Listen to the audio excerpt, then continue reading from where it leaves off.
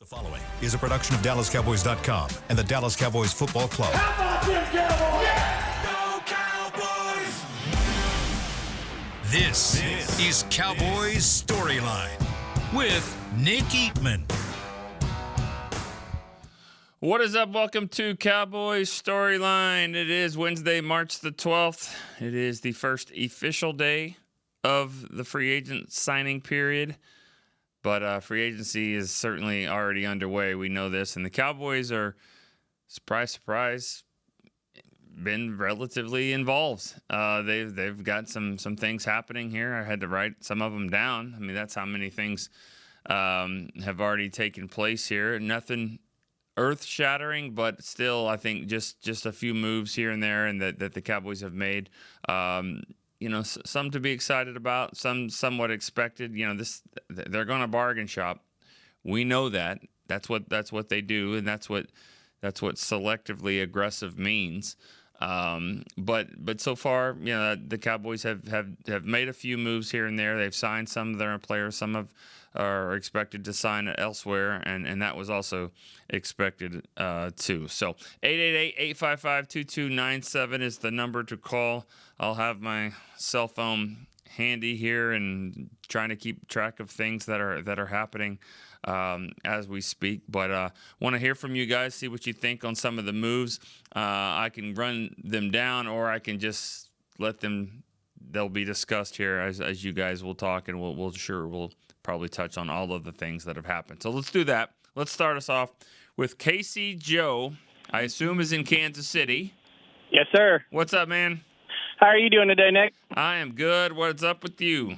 I was during the draft, not the draft, but were they doing the players? Mm-hmm. That Jackson Dart looks really good out of Mississippi. I know we might not need a quarterback, but might not be bad to put one on the shelf, in case Dak gets hurt again. Which game did you watch? Well, I was watching not the game, but where they did the tryouts. Yeah.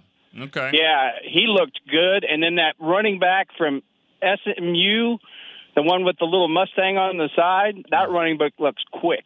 Yeah. I know we may not get Gentry, the one we were looking at, but if we don't get him, I'd really like to see him take a look at him.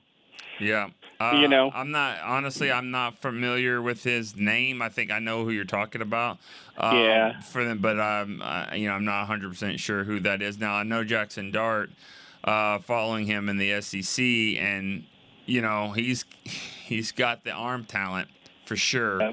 But he's had some, like, he's kind of a gunslinger. That's what it looks like to me. The Florida game is the one that is going to be puzzling for a lot of teams, just the way he just kept throwing it and getting an interception and then throwing it and get another interception. He's got some really good talent, though, and he's got a strong arm. But he's probably moving himself up into this, maybe even the first round. So yeah. The one signing that we had that I was happy with was keeping Turpin. Yeah. I was really happy with Turpin, and I think we kept our punter too, didn't we? Yes. Brian Anger, that he agreed to terms last night on a deal. Special teams looking pretty good. Obviously lost the coach, John Fossil. Nick Sorensen takes over, but he's going to have pretty much the core. Sieg, the snapper, he's going to have the core guys, because when you think about like the five main guys, the snapper, the kicker, the punter, the main kick returner, and your main special teams ace, which is C.J. Goodwin, they've kept all of them. Aubrey's obviously not a free agent this year, but the whole core is coming back aside from the coach. So, not bad. No, not bad for those guys. I want to let everybody else get in, so I just wanted to say good morning, and you have a great day today, okay? I appreciate it. Thanks so much. KC Joe, thanks for calling. And I'm not sure if you're going to just hand the phone over if you're next to your man Brian. But Brian in Kansas City is next. Brian, what's up? Good morning, sir. How are you? I'm doing all right. We got some beautiful weather here and enjoying that instead of sub-zero temperatures the last couple of times I called. Brian, I know we don't talk about the weather. I thought Nikki was there. It's free agency. Let's go. Let's go. Hey, so, the one thing that I was a little disappointed in is after they cleared all the cap space, I thought they would keep J-Lou. When I looked at the contract that the Jaguars signed into, I know it's being reported as a 3-year deal, but it's really a 2-year deal because the third year they can get out of it for a $3 million cap hit. Right. I was just really surprised that they cleared all that room, and then the draft and develop strategy didn't come into play there because he's probably, it depends on who you look at, people that rank players, but he's probably on every board in the NFL a top 5 nickel corner, and at least one of them, he's number 1. Yeah. I was just a little, when I say surprised, what I mean is annoyed, Nick. Yeah, well, so $10 million a year, you want that? So that's not really what he got. When I looked at the contract, he got 5. The cap hit this year is 5. Next year is 12. Yeah. The third year, they can get out of it for only a $3 million cap hit. Okay. That to me, if you cleared $50 million off of your cap, and that's after Osa, I think if you considering that right now we only have one healthy, proven corner on the team. Mm-hmm. That's my issue. So anyway, my question for you is, based on what you've seen so far, and I'm with Joe. I'm glad to see they re-signed Turp. Based on what you've seen on the re-signings and the outside guys, has this changed your view of what our needs are? So to me, corner just skyrocketed to the top. Right. All we got is Bland and then a bunch of guys. Yeah. And that skyrocketed, and of course linebacker. I mean, I don't know. I don't know that we could play a game tomorrow unless we're putting out the special teamers, at linebacker. So that's my opinion, and I'll hang up and listen, brother. Good to talk to you. Good to talk to you. Going back to the Jordan Lewis thing, you can dissect all of the contracts, and you should, because it's very, unless it's a 1-year deal, it's pretty rare that it's straight up exactly the way it looks. I mean, Marquise Bell signed him 3-year, $12 million a year. I mean, $12 million total. That's not exactly that way. It's a lot. And Turpin's is the same thing, 3 for 18, but it's really more 4.5 a year, and then he can get up to 18 million based off incentives. And from what I learned, those incentives are really more offensive based. Catches, yards, touchdowns on offense. Not so much kick returns, not accolades on Pro Bowls and All Pro. It's more about if he plays offense to the tune of so many catches and yards that they put in there, so he can get those incentives. And it has to be more than what he did last year, which he had, I think, maybe 400, 500 yards. He had 500 receiving yards. He was the only player in the NFL last year with 1,000 kick return yards and a 500 receiving yards. So he's got some value. Cowboys kept him for sure. As far as the needs go, I mean, I think your needs are going to be great players. And so when it comes to the draft, you're still going to draft, the best players possible. Like you said, linebackers is very thin right now. Cornerback as well. So that's still a need. That's what you want to do is kind of get rid of all your needs to go play a game, and then try to go on top of that, I think, with quality players in the draft. But yeah, and they're not done. I mean, but clearing up the cap space was to go and sign players, add them to this football team. I mean, that's one thing that a lot of people were forgetting when they're like, look at all the cap space, but they weren't figuring in that there was only 41 players on the roster. That's why they have so much cap space in some degree, because they don't have a full roster yet. So these guys, you got 25 free agents went off the team, so that now they're not counting anymore. So you got to replace them, and that's kind of what's happening. I still think the Cowboys are going to continue to be active. They got a lot of room to go. They got a lot of players to sign. We'll see how much, if there's a splash or two in there. I don't know if there has been. I don't think that there's been a huge splash just yet, but there's been moves, and that's better than what we've seen in the past. All right, let's go to and going back to that first caller from KC Joe. He's talking about Brashard Smith from SMU, the running back. Chris helped him with that, and he ran a 4.340. So I like that. And yes, that's what has to happen when you want to get up the draft charts. You run like that. I'll never forget East Carolina had a guy named Chris Johnson, ran in the 4.2 range, and next thing you know, he's a first-round pick. And so, you run like that. And I think that is the type of running back that I would be looking at. And, if you don't get Genty, I think Genty's an all-around proven guy. But if that's not what happens, then I'm looking at maybe a thunder or lightning situation. I really like the Javonte Williams addition, as long as it's what it is, and he's the second guy. He's young. He runs really hard, catches the ball out of the backfield. That's a nice compliment back to another little bit more change of pace speed back that is not on this team just yet. But whoever it is, I think it's a good 1-2 punch. So I like what they've done with Williams, not as the main guy, but as another lead, another runner in the backfield. Ronnie in New Jersey is next. Ronnie. Hey, how you doing, Nick? Good. How are you doing, Ronnie? Not too bad. I mean, be expected. But, I do like them keeping some of the guys that they've kept so far. But wasn't the point of now they waited for Garrett to get re-signed and all this stuff. That's the point. I think that's where I'm starting to.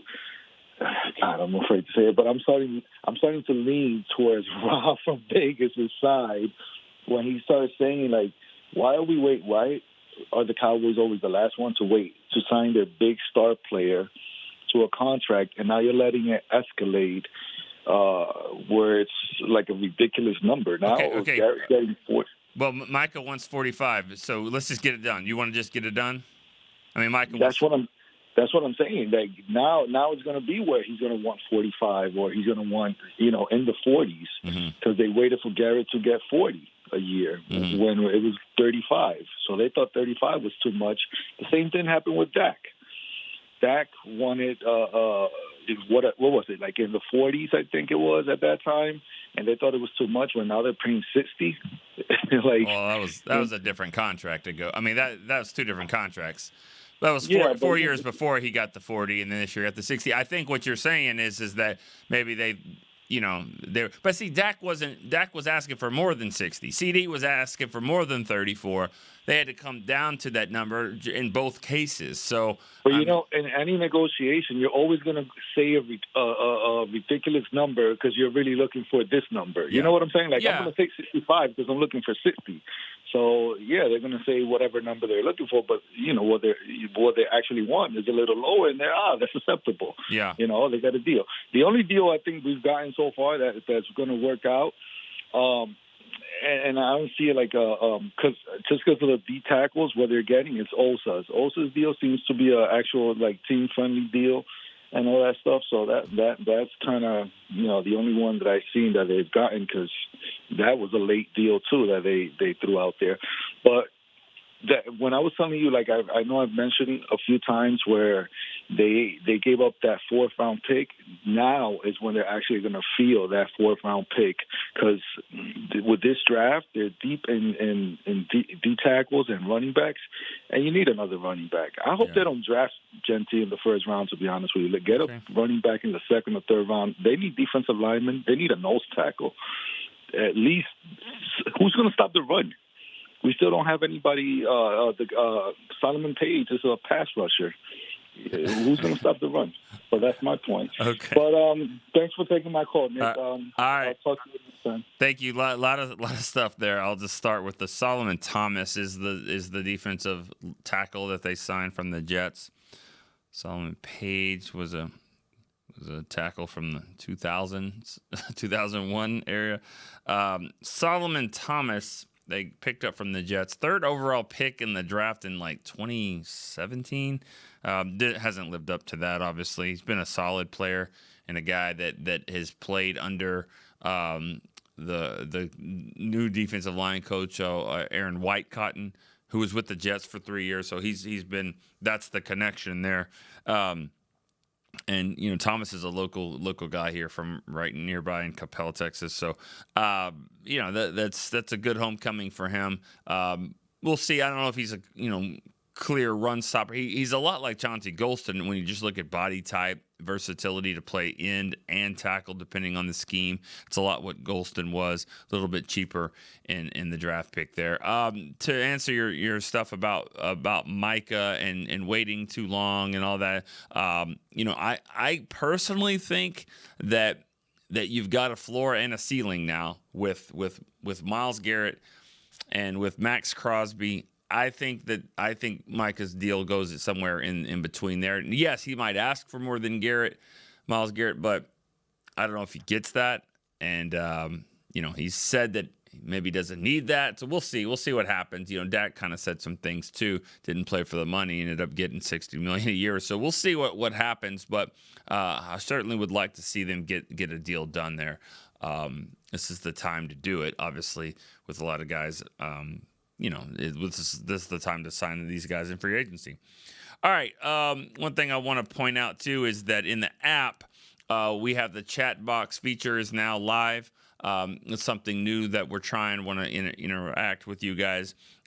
In the app, you can chat with each other. You can ask questions. You can ask questions to me. We have people monitoring that. You can also just kind of chat amongst yourself. That's from the feature in the app. So I want you guys to be aware of that. Let's get back to the phone lines. Gavin in Oklahoma City is next. Hey, Nick. Hey, Gavin. How's it going? Good. How are you? I'm good, man. I'm good. I came on the show a couple weeks ago and said I think the Cowboys need to try to find some people and give them some prove-it deals in our cap situation. I think that's exactly what they have done so far. Mm-hmm. I'm a fan of the running back signing. I'm not so much a fan of some of the others like the D-end. I may not see the upside there yet, but, every player's different as far as new look, new feel. They can. Are you talking about Peyton Turner from the Saints? Yes, sir. Yes. I got some stats on that. Or not stats, but I got an opinion on that here in a second. But I'll let you keep going. So you can get kind of lost in all of their stats, and I don't think either free agent signing we got looks too good on paper, but I think you have a lot of upside with the running back. I keep forgetting his name from the Broncos. Javonte Williams, yeah. Yes, sir. And my opinion on where we're at with this is that although I like what they've done so far, I think you have to try to find a starter in free agency, whether that be at receiver. A name that comes to mind, I said before, is Diggs, and that's not just because his brother plays for the team. I think he can really come and contribute to this team. Dalvin Tomlinson is still out there at D tackle. I think he could help you in that rotation, and he has starter potential. And then there's a couple other players, maybe Rasul Douglas. I think they have to go find a couple starters to fill in this team, because when you try to go into the draft and fill all these needs we have, corner is a blinking light, defensive line, offensive line, you could even argue.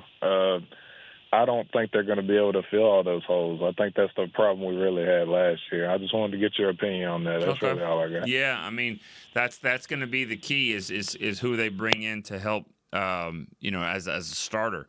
Because some of these guys, most of these guys, I don't really see as starters. Gavin, thank you for the call. Solomon Thomas, I think, is going to be a role player, but that's kind of what you have at the defensive line. I think he will be a solid starter type player. Depends on what kind of looks and fronts they have, but he'll play a lot to be considered a starter. Not sure a lot where on the offensive line with Robert Jones. There's a lot of moving parts there.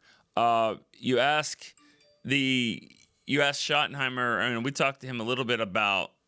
I've talked to Schottenheimer, talked to Clayton Adams, talked to Connor Riley, the offensive line coach, on what we're going to see out of Cooper Beebe and where he's going to play. That's just interesting. I don't think they want to move him from center after a productive year at center, but if it's the best option, then they will. If they find a center that would be better than that. So, Robert Jones, I think, is going to be more of a guard, kind of guard tackle type guy.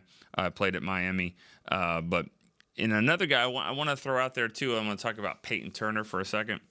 This is a first-round pick that did not pan out for the Saints. Obviously, 4 years, not very productive. 5 sacks, maybe just 2.5 last year. Has been hurt a lot. They obviously, see some potential there. The one thing that I'll throw out there is that, depending on your expectations, don't forget the Micah factor, with Micah being on the other side. In 2022, Dorrance Armstrong had 8.5 sacks. Okay, that was a career season for him playing on the other side. Tank also had over 6 sacks, made it to the Pro Bowl. 2023, Dante Fowler had his best season as well, had 6 sacks. Best season in a while. He had a 10-sack season way back before, but he came back and kind of resurrected his career, 6 sacks. Last year, Carl Lawson had a really good season for him, and he had 0 the year before. He had 5 last year. I know Micah plays a factor in that. Not just Micah. You can say Dan Quinn as well in some of those, but scheme.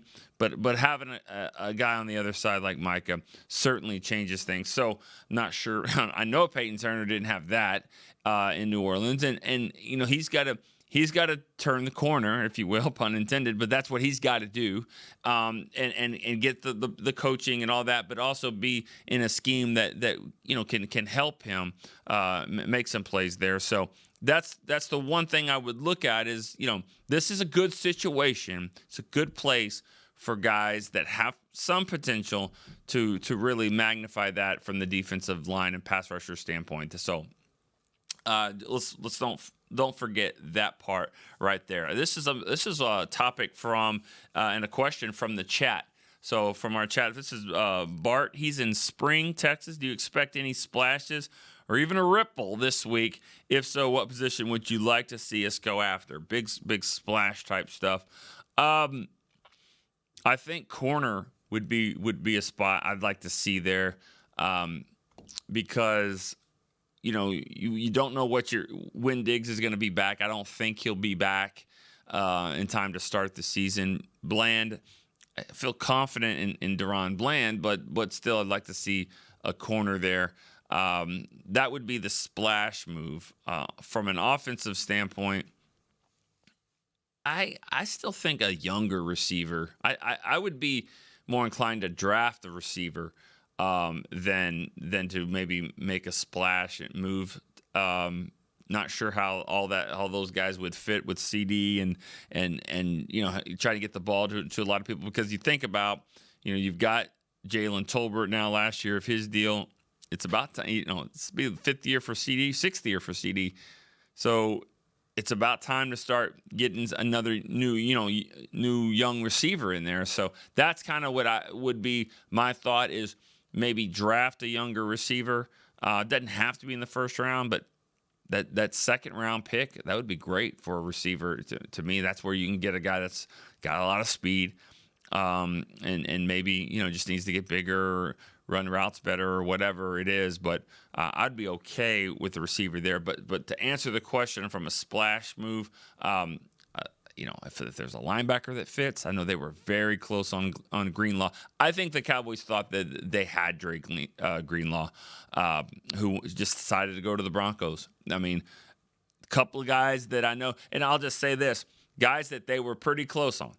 And close doesn't count, but it just shows you what they're trying to do.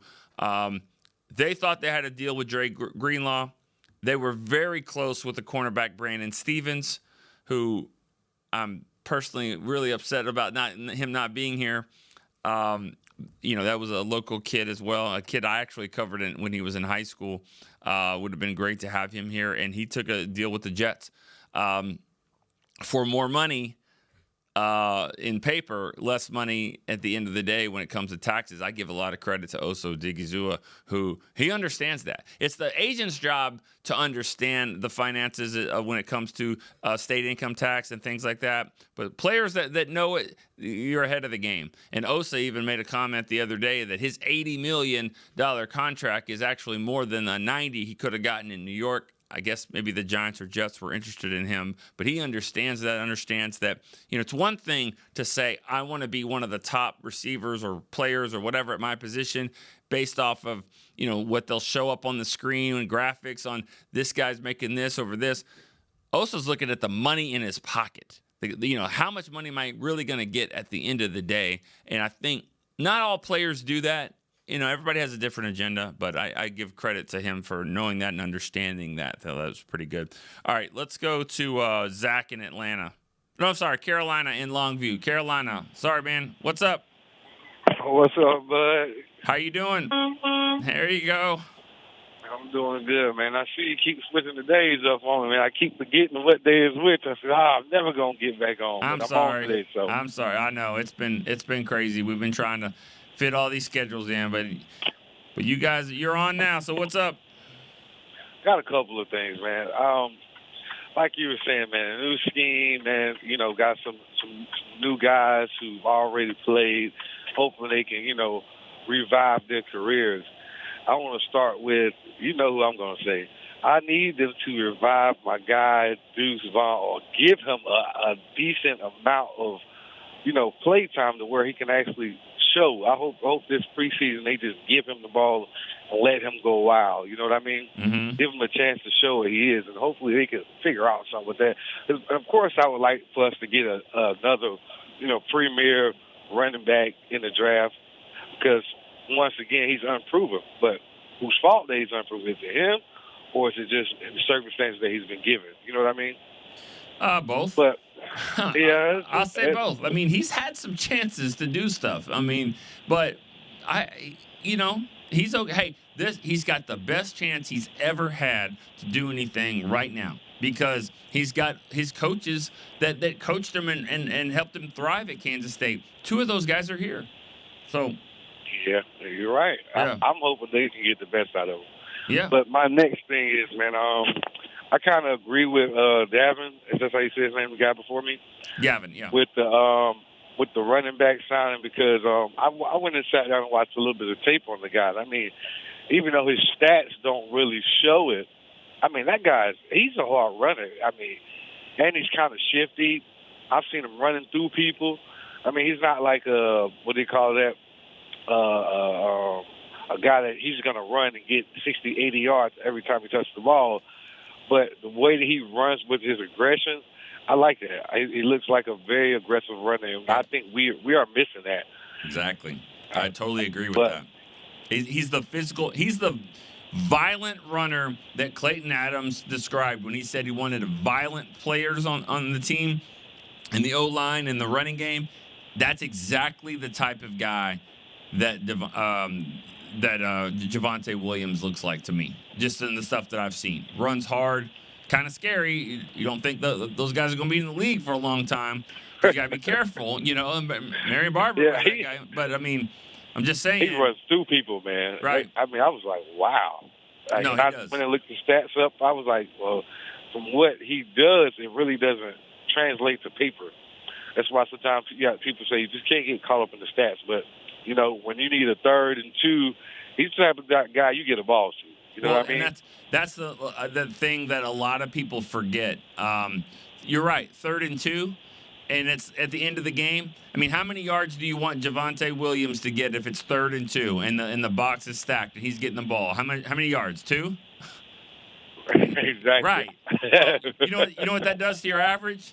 It drops it pretty good. But did he do his job? He certainly did. And I think a lot of people forget that when Zeke was getting his yards and his average was going low. But, for the most part, Zeke didn't get stopped on 3rd and 1, 3rd and 2. And that's the kind of back that you want. And if you can provide a push as well, even better. But I do think that he's going to be a guy that can help this team, help the running game, help in the red zone. But he can't be the only guy. He's not going to be taking it. Yeah, go ahead. Somebody has to do the dirty work, man. Somebody has. But I also I got one. Oh, go ahead. I just want a guy that can go 50, 60. I want that guy. I want to have that guy as well. All right, go ahead. But yeah, my last thing, man. Like you were saying about free agency, you said you would like to see a maybe on defense, linebacker. I mean, who's really out there still? I mean, outside of us not getting Greenlaw, like who's out there that we can say, okay, this guy's a veteran. He's proven. He's going to come to our team and make a difference. I mean, at this point, is Kendrick still there, or did he get not signed yet? Honestly, have not seen his name anywhere. So yeah, I mean, outside of Greenlaw, yeah, I would suggest you just bring the guy back because he did his job. Yeah, he had a little bit of injury, but for the most part, he held it down. He had a lot of tackles. He helped stop the run as much as he's not the greatest cover linebacker, but the guy gets in there and he does what he needs to do, and and he's a leader. Yeah. So, I don't know. I'd have no problems with that if they did that. I'd really have no problems with that. All right, man. And last thing, I'm gonna leave you out. Our glaring need. Who would you get to replace the nickel, or would you go for it in the draft? All right, appreciate it. I think Deron Bland can slide in there, but you've got to get somebody else on the outside at corner. That would be a position that I would go after here in free agency or trade. That's another thing that's on the table too. It's not just going to be free agency. This is a time to make some trades as well. So I'd be looking at that. I do like the fact that Deron Bland can play it. He can play the slot. And when J. Lou was hurt his rookie year, Bland's rookie year, Bland played it. I think he had 5 interceptions, so he can definitely play the position. Let me go to break real quick. I know we've got some callers on the line. Let me go to break. We'll be right back after this. Discover Aiden, the official luggage partner of the Dallas Cowboys and Dallas Cowboys cheerleaders. Known for top-tier engineering and craftsmanship, Aiden offers more than just bags. Originating from Australia and designed in New York, it merges fashion, design, and culture. Used by Dallas Cowboys players, staff, and the entire organization, Aiden provides style and functionality for all travelers. Visit AidenTheBrand.com and use code AidenXCowboys for 25% off your purchase. Travel like your favorite stars with Aiden. How do you tell the world about all the great gifts in the Yeti store? Let her rip, Troy. All right, folks, let's get started with the Yeti French Press. Enjoy coffee that stays hot for hours in a French press. 34 ounce for you, 6'4" for the cruise. The Yeti French Press. Up next, waterproof bags. Bags waterproof. Submersible waterproof doubles. Waterproof bags. World's mostly water, so get a waterproof Yeti bag. Do I smell something cooking? Oh, new cast iron skillets made to be passed down like Mama's recipes. Take a steak, cornbread, cobbler's pot pie, and potatoes next level with 3 sizes of Yeti cast iron skillets. Gear, gifts, and product experts. Visit the Yeti store on McKinney Street and at South Lake Town Square today. Altec Lansing has been perfecting sound since 1927, bringing you decades of audio excellence to elevate your Dallas Cowboys tailgate ritual. Equip your next pregame with the Sound Rover 180 with 6 hours of playtime, built-in microphone, multicolor light modes, and a rugged exterior that's built to last. Visit AltecLansing.com/Cowboys15 for 15% off your Sound Rover 180. That's AltecLansing.com/Cowboys15 for 15% off. Altec Lansing, official audio partner of the Dallas Cowboys. Back to Cowboys Storyline. What's up, Cowboys Nation? Dallas Cowboys United, presented by Globe Life, is now exclusively in the Dallas Cowboys app. Join the official fan club today to receive access to all the new Cowboys drops, features, team news, pre-sale access, and fan and kid of the game. Download the app now to join. Speaking of the app, you can chat with us in there. It's a new feature. We've already had one question in there. We got people monitoring that. So if we have some questions or some comments that you want to add to the show, feel free to drop that in on the Cowboys app and the new chat feature there. Wanted to bring up something from one of our callers early on, Brian in Kansas City, talking about his disappointment with losing Jordan Lewis. Kind of looking at some of the stats. Chris helped me find some stuff there. It is $10 million a year. I mean, it's not. It may not be 3 for 30, but it's 2 for 20, and that is $10 million a year for at least for 2 years. It's a $20 million guaranteed, which is $20 million is guaranteed over the first 2 years. So that is a $10 million a year hit. Now, your base might be lower, but when you're talking about, you don't have a whole lot of years to spread out. So when they give a $20 million guaranteed and divide it up, especially if they can get out of it in the third year, that still means that they're going to pay $20 million over two. Jacksonville, to me, is becoming sort of like the Raiders were back in the day, where they put out deals that they're just spending money to spend money. And look at all these guys that they're cutting 2 or 3 years later. I mean, you go back and look at, man, Christian Kirk got a lot of money 3 or 4 years ago or whatever. A lot of these deals. And then, the Raiders used to do it all the time where people would be like, well, this guy got that. And they're like, no, the Raiders, just because you're overpaying for someone doesn't mean that's the market. And doesn't mean now that another corner shouldn't be looking at it and going, oh, well, this guy got $10 million a year. I mean, again, I don't know. I'm not sitting here talking bad about any other team because everybody's got their own strategy. We know that. All I'm saying is that there are teams with a lot of money already, and then now with the cap going up, they've got more money than they know what to do with, and they're throwing it out there. And they're overpaying for players, and so I don't know if the Cowboys just weren't going to do that for Jordan Lewis. As good as he's been, as good as he is in the locker room, he's overcome so much, but still at the end of the day, at his age in that position, they weren't going to hit that. And I respect the fact that they had a number in mind and they weren't going to go over that. So that's kind of the way it is now. Zach in Atlanta, he's been holding it for a while. Zach, what's up, bud? What is up, Nick? How are you, man? Good. Thanks for holding. Oh, yeah. That's what I do sometimes. It's all good.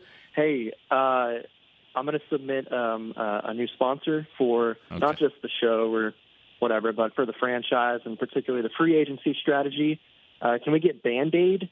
Band-Aid, the official partner for healthcare of the Dallas Cowboys? Because I just feel like we're doing Band-Aid free agency signings. I don't know. Not my best work. But I'll say this. It's what free agency is, though. That's what it is. It is. You are putting Band-Aids over things, Now, it depends on what kind that you're getting. Are you getting the little Flintstone kind that kind of, would fall off in the shower? Or are you getting this big ace bandage wrapped around, I mean, that's not going anywhere. So, which one? What kind of Band-Aid are you getting? You strike me as like a Cars, Pixar Cars, You strike me as a Cars Band-Aid guy. I don't know. We don't really.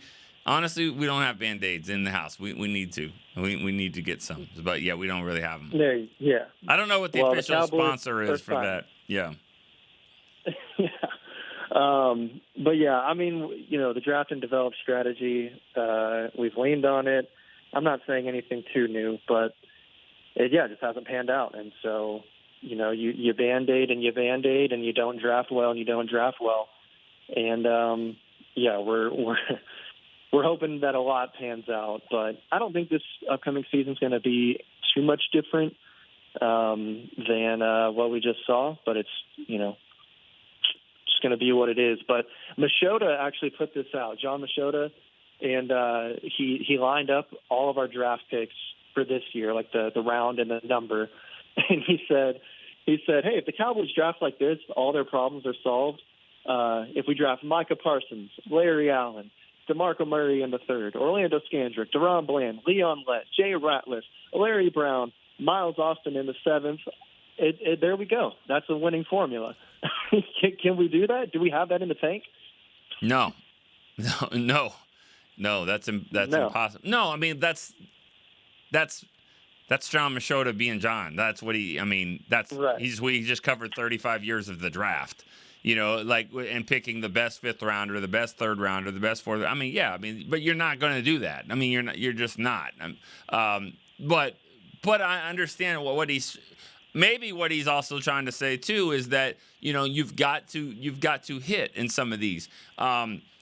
In the fifth round, they haven't been drafting as well lately, and that's what happens. All these teams that are going crazy in free agency have the money. Why do they have the money? Because they're not drafting very well to re-signing their guys. Now, the Cowboys are re-signing some of their guys, but they haven't also drafted as well, too, in the last 2 or 3 years, and now you're starting to see it. Because what it comes down to is the free agents that you're losing, would you rather re-sign them or would you rather maybe see if something else is out there? And I think over the last few years of not drafting as well, you're finding better options out there. So most teams that are going crazy in free agency, it's because they haven't been drafting well or they haven't been playing very well. And the Cowboys are sort of in both now after this last season.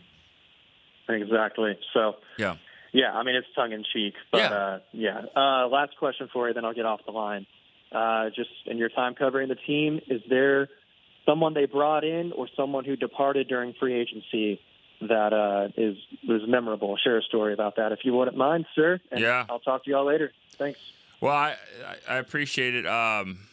Free agency stories. I mean, there's definitely some.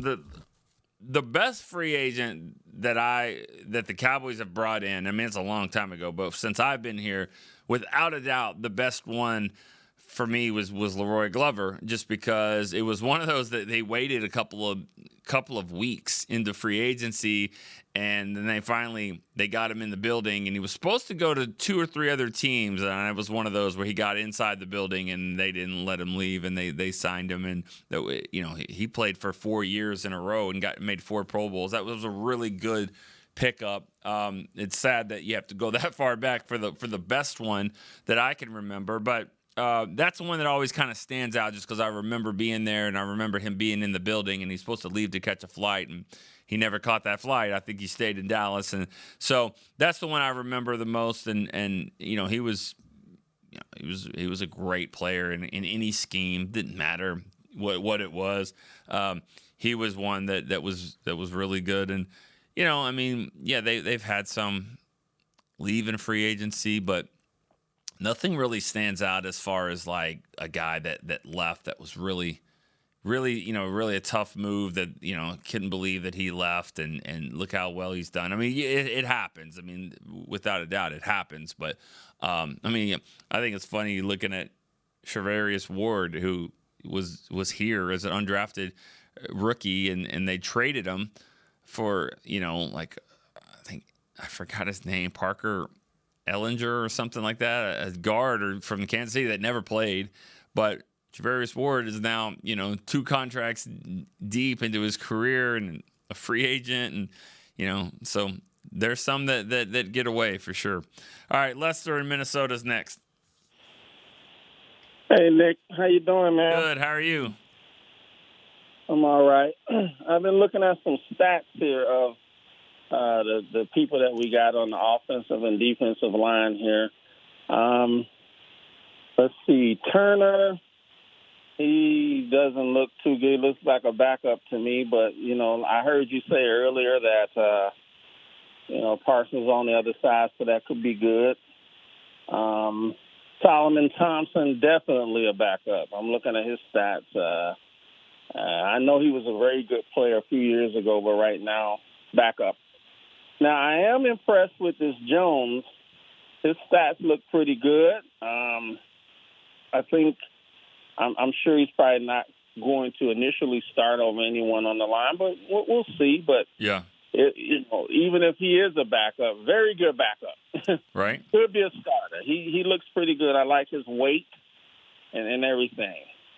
So right now, I know it's just free agency and just the first few days, and I know we don't usually do too much in free agency, but I'm a little. Oh, well, actually, I'm kind of glad that we've looked into a lot more than usual. Right. And I know we signed a few of our guys. That was good too. I hate that Lewis got away, but hey, that's just the price of doing business. We can't keep everyone. Mm-hmm. But I think for now, I'm pretty even kill. I'm not disappointed as usual on free agency time. Right. So that's all I got, man. Yeah. All right, Lester, I appreciate it. I think that's kind of the sentiment for everybody, and I figure, you probably got cut off. You were going to say until they get an offensive defensive line at the same time, this is the way it's going to be. I'll say your line if you didn't get to. I do think that it's somewhat positive vibes around here, and again, it's just getting started. I mean, it's the free agency officially starts today. They've had some agreed to terms on some of the other players, but the fact that they're not waiting so much, because you got to think about these guys, Javonte Williams and Solomon Thomas and Robert Jones and Peyton Turner. I mean, a lot of times you wait until free agency, officially is underway 2 or 3 days into it to see what the market value is, and they're going ahead and at least being competitive enough to get these deals done. I know Jones had some other options. I think Javonte Williams did as well. So this isn't. I don't think the Cowboys are just getting guys that nobody wants. I think they're being somewhat competitive. But like you guys are saying, these aren't these aren't the answers to the problems. These you got to have depth, and they had 40-something players on the roster here just this last week. So that's what they're doing. They're adding the depth. And unlike in other years, and I've said this before, I just thought it was going to look different because they have to sign players, and they're probably not going to sign as many from the outside or from the inside as they have in the past. Because there was a year or 2 years ago where the Cowboys signed 11 of their own guys, and maybe 1 or 2 from the outside. And there's the thought was, the Cowboys aren't doing anything. So yeah, there's a narrative that people believe that if you sign your own player, you didn't do anything in free agency. So, $20 million a year for Osa, I mean, didn't count, I guess. But it does count. But I do think the Cowboys are just doing more because, let's face it, when you go 7-10, your players aren't as good as some of the others out there. Simple facts. Yeah, you got hurt in some areas, but they can be better, and that's what they're doing. They're looking to see. They're doing it with the coaches. They're doing it with the players. All right, this is a question from the chat here. We don't have a name for it. I'd like for you guys to throw in your names for a chat. This is still a good question, good topic we can talk about. Wanting a true middle linebacker, Urlacher, or Ray Lewis type of player. Yeah, that would be great. Let's get that. If you got the Urlacher or Ray Lewis, we'll bring those guys in. Eric Kendricks is still available. What are your thoughts on at linebacker going into the season? If Kendricks is the best available linebacker, I definitely would look into that. I liked what he did last year. Liked him in the locker room. Pretty dependable player. Into the season last year, he had a chance. He was banged up. Played that last game against Washington. That was impressive to me. That's a guy that wants to play football. There's other guys on the team that didn't do that. Injured. Coming back for what? Eric Kendricks came back to play. So I like that. I think that's good for your locker room. I think he's a good football player too. So depending on the scheme, but I'm sure a guy like Eric Kendricks could fit in the scheme. So I'd like to see that. I'd like to see at least some linebacker come back or sign maybe 1 or 2, because that is a position. It's not one you're going to draft at 12 in any draft really, and especially this one. So you better get some guys in here that can do some stuff. I think they're counting on Maris Leofau to be a good player, but still I think he needs some help around him as well. All right, back to the phone lines. Chris in Saratoga Springs, you back with us? Yes, sir. What's up? How you doing? Disappointed we didn't get Dre Greenlaw. I'm not gonna lie. Yeah, me too. I thought that was happening. I actually wrote some. I wrote 5 or 6 paragraphs there. So I don't like wasting, some paragraphs. So last year, didn't we feel like Kendricks from the Niners last year when he agreed to terms with the 49ers and he came to us? Can we call him back and say, listen, we're going to give you a little bit more money here? Sure. And I just Denver always seems to get Dallas. I mean, in the draft they've done it. They've taken players from us. They did it with Randy Gregory a couple years ago. Denver's like a thorn in my side, to be honest with you. Are you saying Denver taking Randy Gregory away was a bad thing? Because at the time it wasn't good, but looking back, we sure that was a bad one. I mean, $15 million a year for Randy Gregory. I hear you, but the thing with Dallas with Randy Gregory, he had a good structure with Dallas. They took care of him. They know how he operated, and he thrived with the structure that he had with Dallas. I don't think he had the structure when he went away to the other teams. That's where I thought he lacked. He didn't have that structure in place. They got different laws in Colorado than they have in Texas, so there's different structure for sure.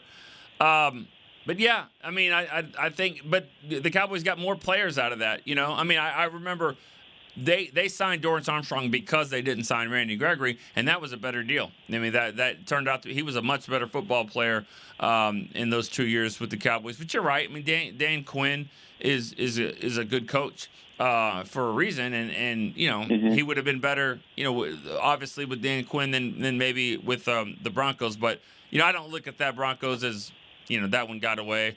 The Greenlaw though it did. I mean, Greenlaw that one got away. That was one that the Cowboys really were trying to get, and it just didn't work out. But it goes to show what they're looking for a linebacker, just like they were looking for corners as well. They were pretty close on Brandon Stevens. So corner and linebacker, I mean, look for that to happen at some point. Yeah. What about? I heard you say you like to get a young wide receiver, but I don't know. I like Cooper Kupp. I think he has familiarity with our coaching staff, if I'm not correct. And I think with our 4 fifth-round picks we have now, I don't see why we couldn't ship one of those for Cooper Kupp and get him in as a number 2 to go along with Turpin and Tolbert. I think that would be outstanding. Yeah. I think it would be. I mean, I would, again, I've said earlier in the show, I'd lean a little bit more towards, if you're doing that move, I'd go with a corner over a receiver, because I think there's a little bit more depth at receiver. Plus, you do have one of the best in the NFL in CeeDee Lamb, so I would be okay with that. With a young receiver, Tolbert, Turpin, CeeDee, I think you can get the job done there. Corner, though, I'd like to see a little bit more help there at corner, but it's they're not done. They're gonna make more moves, so they're just kind of getting started. Yeah. Right. One corner I think out there left is Asante Samuel. Is he still available? Yeah, I believe so. Yeah, his name. I heard his name yesterday. I believe he's a free agent, but don't rule out trades. I'm just telling you, don't rule out a trade opportunity here. I think there's some. I don't know anything specifically, but I have a feeling if they make a splash, it'll be through a trade, not a free agent. That's what I think. But we'll see. It's still a lot of room to go here. I appreciate it, Nick. Thank you so much. All right. See you later. As Chris points out here, Randy Gregory played in 11 games after he left the Cowboys. Played in 12 in his last year here. Yeah, it didn't work out. And your point, Chris's point was, I mean, Chris from Saratoga Springs says, the structure was better here in Dallas. Sure, but he didn't want it. He didn't want that structure. I mean, he took, that was a weird deal. And I remember it happening. It surprised Jerry big time. And I think it hurt him too. I mean, nobody in Gregory's life, his family, nobody supported him better than Jerry. I mean, Jerry took care of him when the league was not even taking care of him as much. And Jerry stood by.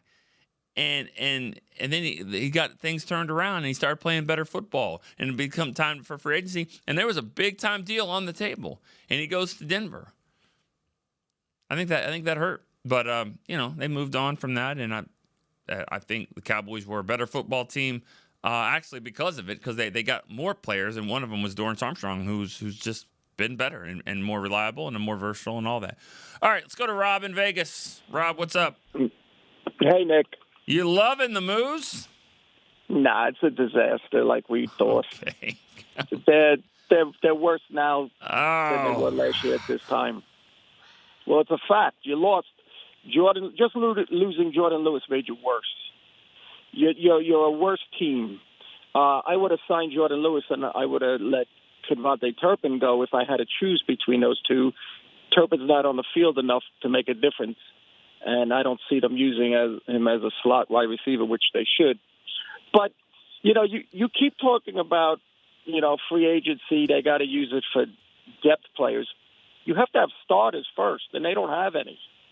And that's their business model is whacked. They use free agency is where you bring in proven guys. And, yes, you have to pay. If you would have brought in a Dre Greenlaw, you're solidified that position for 4 to 5 years. God forbid he got injured. Instead, you keep going to, we'll get this guy for a year. It's like buying a $1,000 car and expecting it to last life. No, you're going to keep buying $1,000 cars. And that's what we keep doing. We don't use free agency correctly. The caller says we're a draft and develop team. Okay, but you can't do that with free agency also. We bring in these guys with hope.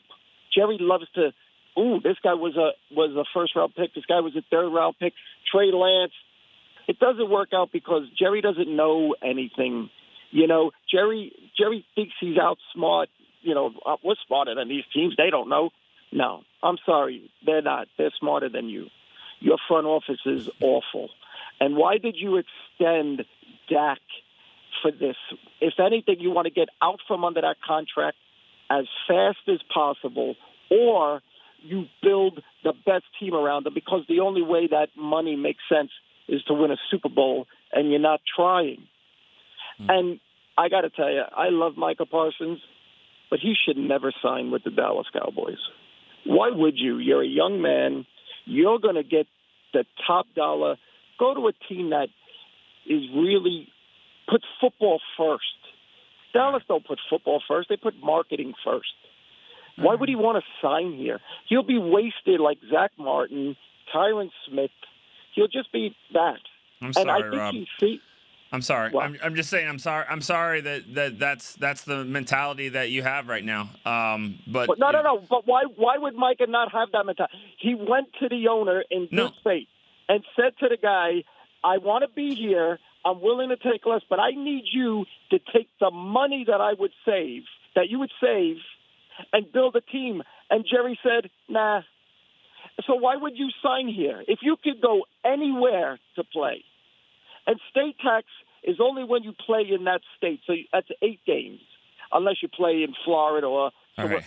So come on. Why would he sign here? He's going to get $40 million. And if I'm Micah, I ask for 45 now, 46, 47, because the owner's not going to take the savings and invest it on the field. He'll invest it off the field. And I'm sorry, Micah Parsons. Rob, how do you not understand that? That is not you think that money that you save in the salary cap goes to marketing? Nick, listen. It's been talked about when you sign players and you give them a signing bonus. That comes right out of your checking account today. If I give you $100 signing bonus, I write you a check for $100 million. Jerry does not want to do that. He was forced to do that with Dak. He was forced to do that with CD. He'd rather have that liquid money. Don't you have any friends that use a credit card, even though they got cash in their pocket? And I would say to them, why are you using a credit card? Because I want to keep that cash just in case. That's what Jerry does. Jerry wants to keep cash in his pocket because if he sees an oil deal or if he sees a Papa John's pizza deal, he's got the cash. Why invest in the Dallas Cowboys? They're $11 billion. They keep going up in value, and they haven't done anything in 30 years. He's top dog. That's ridiculous. That's why he doesn't want to do this. I don't know why everybody finds this so hard to believe. You think he's worth $11 billion? You think that's what the Cowboys are? He's worth closer to $20 billion. Okay. But the Cowboys are worth $11 billion. Okay. Well, then whatever one you want to do, take the salary cap that the NFL has and divide like $11 billion into that. It's not the salary cap. We know there's a salary cap. But that's the point. The signing bonus comes out of the owner's pocket immediately. That's why the Eagles sold 10%. So he could free up $750 million cash so he could write these checks. That's what it's about. Okay. And that's why he brings in these guys, $3 million. What kind of play are you going to get paying $3 million? Dre Greenlaw was $12 million. Spillane was $12 million. You couldn't drop that for a linebacker that you don't have? Jordan Lewis, $10 million? Okay. But he's the best at what he does. And you don't have anybody. So I just don't understand. The business model is no good. You don't use free agency as a draft and develop hope. Those are where you get the proven starters, at least in the first 2 days, and you do the draft, and you hope in the draft you get 2 to 3 players a draft that actually make a difference on the field. All right. And Thanks that's for the why call. we haven't done anything. Rob, thanks. Yeah, that's you get 9 calls and you get 8 that are somewhat positive, and Rob's going to do what Rob does, and that's okay. But I'll say this, and I know he's not here because he had that opportunity, but the thing about it is Jerry. I think I've done the math. Jerry can cover 60 or 65 salary caps. So to think that this over here, this salary cap, that 280,000, whatever it is, 280 million, whatever it is, like that money affects the other. You can do that. You could make 61 salary caps. So instead of paying into this one, I'm gonna go get a new marketing deal. That's ridiculous. Okay, so it's not about that. It's about building the team. And have they done a perfect job? No, obviously not. It's not been good enough to meet the standards of what they're trying to do. We all know that. We don't need to be reminded of that. But they do have a strategy here, and they always believed that signing these guys in free agency, signing these big name guys right off the bat is not what's going to help your football team. And so there's other teams that are doing it. They do a pretty good job with it. And I think we're starting to see a change there. But it's been 2 days. We don't know exactly what's happening just yet. There's going to be some stuff that goes on. And I know this, that all those things I've heard, like Rob from Vegas, and a lot of you guys, really respect the stuff that he says, which is great.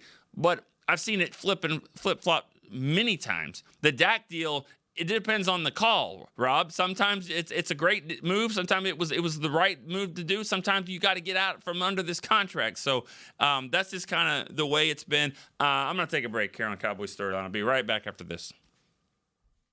Cowboys fans, when it comes to navigating the ever-changing world of tax, your business needs a partner it can trust to tackle even your biggest tax challenges. Ryan is the largest firm in the world dedicated exclusively to business taxes. Our team of tax professionals has local expertise in all areas of tax and can help you uncover savings opportunities you didn't know you had.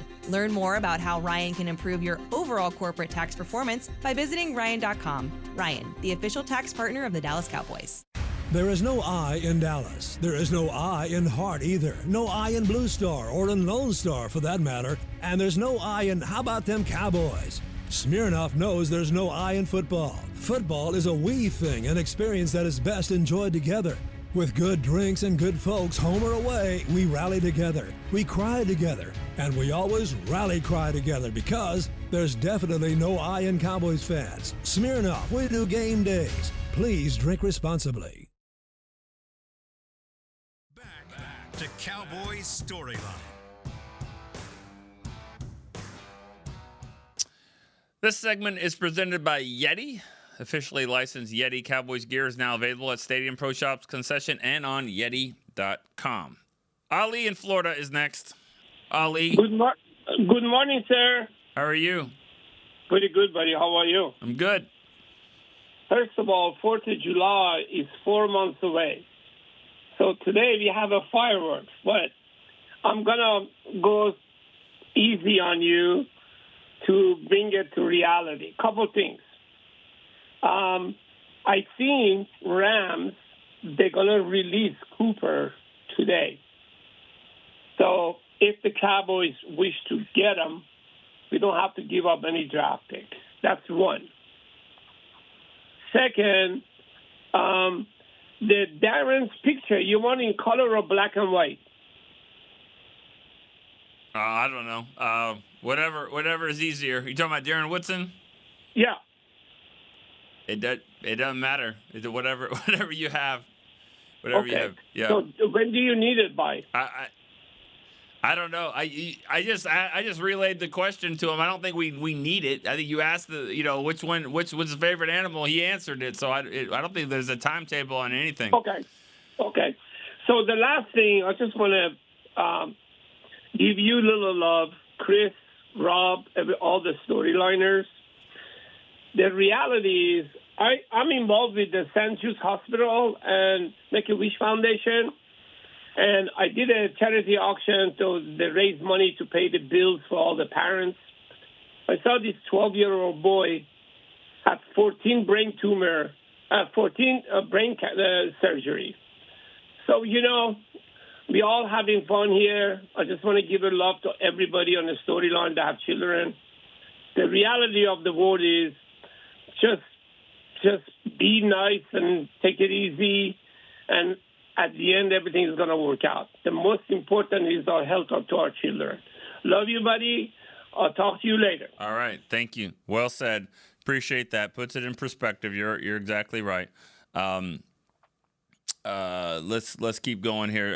Well, you mentioned the Cooper Kupp stuff. Something to monitor. There's no doubt about it. I mean, where there's smoke, there's fire. I think there's some definite interest there, but we'll see kind of what happens, how the day goes out, and I would imagine that would change some people's thoughts on what the Cowboys are doing if they do a situation like that. Nico in Colorado Springs. Nico. Hey, what's up, Nick? I'm not going to even ask how you're doing. We know that Rob fires you up, and I'm actually going to come right behind him and fire you up again. But actually, I'm going to do it in a different way. I'm going to fire us up. Usually, I get a little I'm not fired up. colorful. I'm good. I'm not fired up. Like, honestly, you can ask anybody in my Nick, family. you had to take a break, buddy. Huh? I said you had to take a break. We take breaks. That's what it's time to take a break. It was 25. It was good. It was good. One commercial break, Nick. You needed a breather. We know you did. That's okay. Nico. We know you're just like, what's up? Nico, you're not going to fire me up, dude. Like, if anything, you're going to do it. So let's go. Bring it. If you think you can bring it, let's go. Go for it. I'm going to. Go for it. I usually look, Nick. You know I love you. I've read your books. No, I've bought your books. I appreciate it. I've met you personally. All right. I've met you personally. Let's go. Let's roll. What do you got? You are exactly like Schottenheimer right now. You are a Jerry Jones yes man, and that's because that man pays your check. And you know what? Cool. Be that. We're done hearing that we suck. Like you said, we know we suck right now. But we don't want to hear you tell us that these are great players. They're not. They're bargain bin. We know it.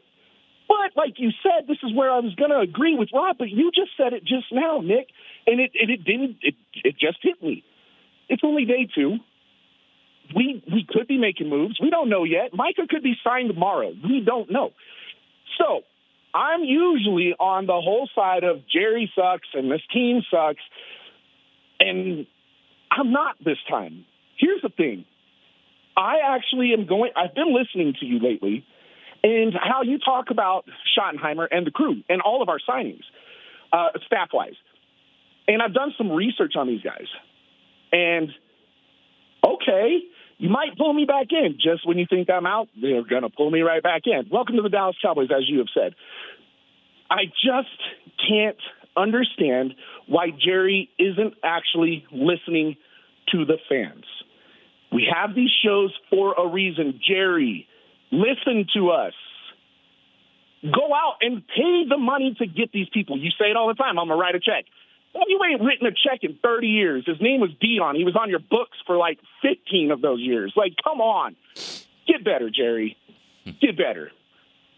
With that, Nick, have a great show, I guess. Hopefully I didn't fire you up too much. I still love you and respect you. Don't be the yes man. Come on, Nick. Be Nick. Okay. The thing that you said you were listening to what I've been saying. Did I say any of these players were great players? I haven't said one of these guys is a great football player. They're not. They're not going to bring in these great players. Not for that price. Look what the salary cap is, and look what these guys are getting. So I haven't said any of these guys are great players. Turpin was a All-Pro as a kick returner, and that's who they re-signed. These other guys probably aren't going to be starters on a team that was below average, probably around that average part. So I don't consider them great players. But because I'm not here like spitting fire on all these, and saying, oh, why didn't they do this and that, that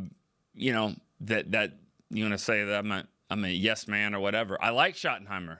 How many times have I said this? So I like him as a person. I like him a lot. I like what he's done. I like what he says.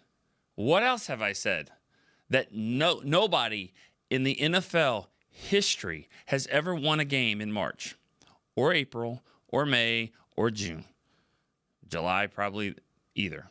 So nothing matters right now. It's just, he's good. He says the right things. He's doing some, they're building a good staff. Everyone's excited. Everyone's feeling good about things because nothing's happening. The minute he could have the greatest offseason, they could sign all great players. The minute that they lose a game, then you guys are gonna change your tune. I get it. That's the way it is, and I've said that. So I don't understand. I don't understand where that's coming from.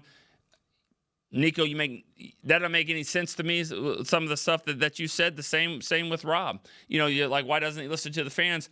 Well, I think he's listened to some. I mean, you obviously listen to some of the narratives, but if you got some people out here that actually believe that they don't make moves because they don't want to spend money because they'd rather spend it in marketing, if you really believe that, he doesn't need to be listening to those fans because those fans don't understand. Like, that is not anywhere close to reality of how it works and how the salary cap works. These guys, these NFL owners, there's more money out there in their pockets than anyone can even fathom. So you're playing on a completely different level. There's some really knowledgeable fans out here, and a lot of you guys are, but in certain aspects of it, it's not necessarily reality. We don't know some of the conversations that are had behind closed doors. It's the same that goes back to that. Why aren't they signing people earlier? Because if they signed them earlier to the deal that was on the table, you would criticize them more than you ever would, because you're like, why did you sign them to that deal? Well, hey, he wanted to get it done early, and getting it done early meant signing as this. So I don't know. When it comes to business, there's different, there's two sides to it all, and I think we know that. All right, we got to keep it going here. Dylan in Northport, Florida. Dylan, what's up? Hey, Nick, what's going on today, dude? This is kind of nuts here. Yeah. I'm a little crazy. Yeah. Well, yes, Dylan. Well, I'm pretty monotone. I think I'll calm it down here and bring it down a notch. So the salary cap thing doesn't make sense to me because owners got to pay 90% of the cap in cash money from 2024 to 2026 for the CBA. So he has to spend the cash. So I don't get that argument. I've called before and said it. That they got to spend the money. I disagree with the way they spend their money sometimes, but the money's got to be spent. Right. Another caller was asking about defensive tackles and linebackers. The best ones that are left, the highest rated ones, is Calais Campbell. Even though he's 80,000 years old in football years, he's still the highest rated nose tackle. And then Eric Hendricks at linebacker. So maybe make a play at those guys. And then, we kind of all talked about how we didn't think Dallas was going to really participate in wave one because they have so many holes to fill. So they're going to have to sign a bunch of depth players. And I mean, I guess they participated in wave one with the Osa signing, so you can say that. Okay, I'm disappointed a little bit that they didn't go after or didn't win, I guess you could say, the linebacker deal with Greenlaw, or really my guy was Spillane that I really wanted. There was also some nose tackles out there like Tart and Puna Ford. Didn't go after those guys or didn't win those. I don't know what those negotiations were, if they had any. But, as it stands right now, they have nobody kind of in the middle of their defense to stop the run. So I'm hoping they just do something there because they keep signing three techniques, some edge players. And I'm like, we need a nose tackle, man. We don't have one. I think Mozzie, like you said, my last call is a 3-tech more than a 1-tech. So let's get somebody in the middle who can do something against the run, or it's going to be 2024 all over again where teams are just running for 200 yards a game on us. Yeah. I mean, I agree. Defensive tackle and linebacker, I mean, they have got to figure out how to stop the run. And Osa, as good as he has been, that's not necessarily his strength is as a run stopper. So it's got to be a focus. It's one way or another. They got to figure out how to stop the run. Yeah. One more thing, man, just a quick pivot. Last week, Rob called in and said something about a rebuild, that we're not in a rebuild. I disagree. I think we are in a minor rebuild, and I think you disagree as well with me. I just think there's too many holes to fix in a single off season, especially given kind of the history of how the team does free agency.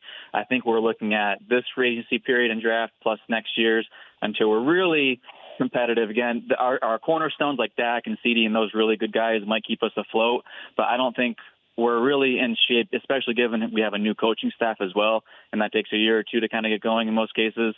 I think we're really in line for 2026, and then 2027 is when I'm kind of anticipating for us to be, if everything goes right, to be in that contention conversation again with like the Lions and the Eagles and some of those other teams. But just want to get your thoughts on that. Yeah, they're probably not like, ready to compete at that high level this year, but some different, wild cards will throw. You'll have a factor here and there of somebody like like your Deron Bland's, Jake Ferguson type of guys. You got to make those leaps. If you get some surprise players that way that really take another level, or you hit big in the draft. I mean, a guy that's ready.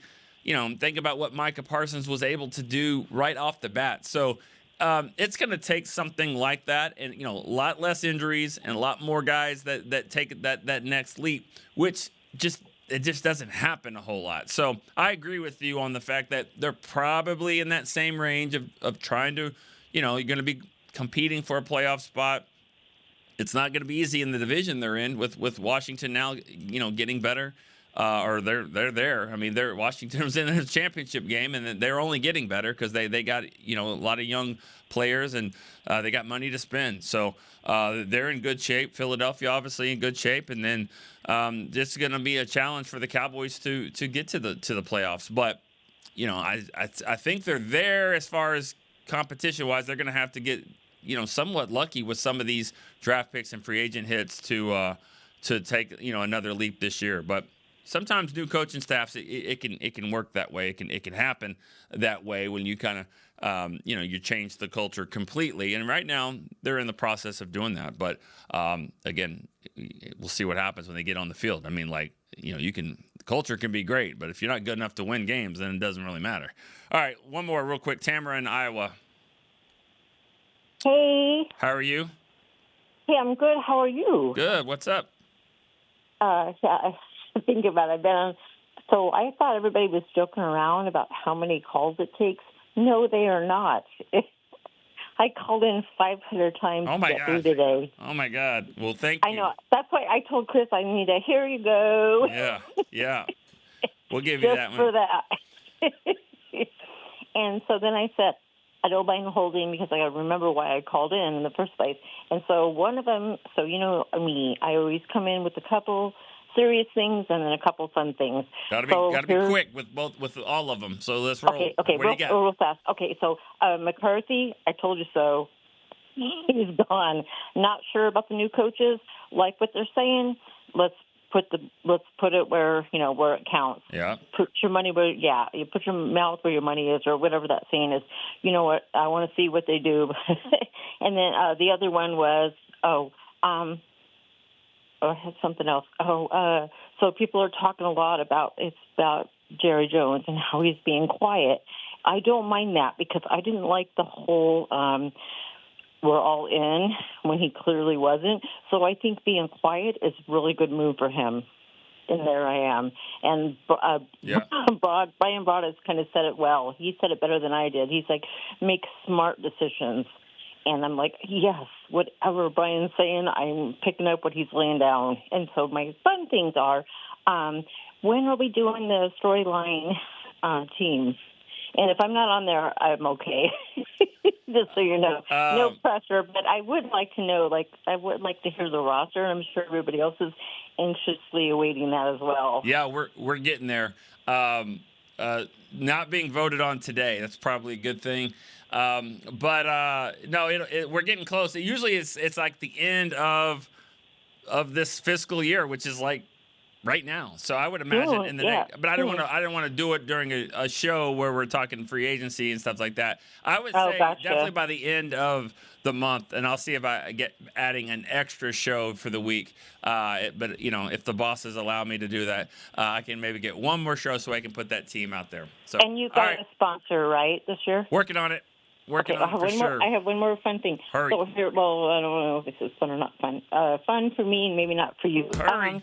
It's so hard to get in here. Do you guys just think about expanding on the storyline and having like 2 different hosts? Like, I think Brian would be excellent, by the way. And not that I don't love you, because I do love you. You're my favorite. But it's just so hard to get in. And so I'm doping up now. Bye. All right. Have a good one. Thanks for the call.